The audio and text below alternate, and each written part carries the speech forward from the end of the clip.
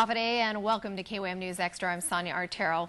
The Guam rail, better known as the Koko bird, is an endemic bird of Guam and the island's official bird. Though flightless, the Koko bird is used to flourish the island, but in the mid-60s, the brown tree snake devastated its population. Sadly, they are now endangered and are held only in captivity by the Division of Aquatic and Wildlife Resources here on Guam and a few zoos in the U.S. mainland. But with the help of George Washington High School students cross-enrolled at the Guam Community College's Visual Communications Department, help is on the way via their effort to protect the endangered animal by promoting environmental awareness. Here to highlight their class project, which consists of a 28-page coloring book, are a couple of students from Paul Parvin's class, Stephanie Lebrando and Nicole Mantanonia. Ladies, thank you very much for coming in. No problem. This is a great project, and I'm so glad we're able to highlight it. Now, what does your class project consist of? Well, our class project just consists of about 17 students with want to experience how to create a basic page design or graphic design. Now, then you went on to create this wonderful compilation. Tell us about what it is. It's actually a story about a little girl who helps save a Koko bird and befriends Captain Koko, and it just lets you know how you can help yourself. Although it's probably obvious to everyone, but in your own words, what was the mission behind this project?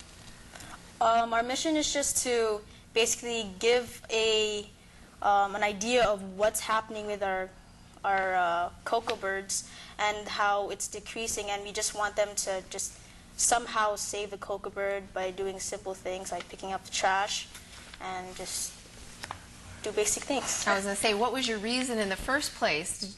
Was it a project that was, really passionate to your heart? You thought, let's do something good with ourselves as opposed to something that everybody else does? Well, actually, our instructor, Paul Parvin, wanted us to do a project on how to send a message out to the public. And then the Department of Agriculture came in and did a presentation of the decreasing population of the Koko bird, and that's how we decided to do a coloring book for little kids about it. Now, as a student or as students, what were each of your respective roles in the project? Well, I was responsible for making about 2 pages of the coloring book, and I was also responsible for putting in the fonts and making sure that it was the same fonts as the others, and putting the text and making sure all the pages were the same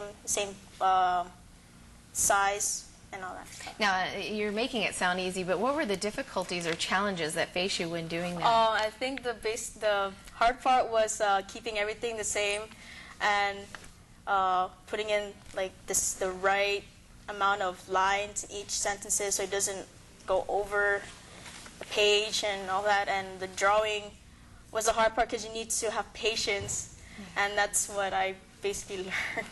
Now, Nicole, what was your role and what were the challenges that faced you?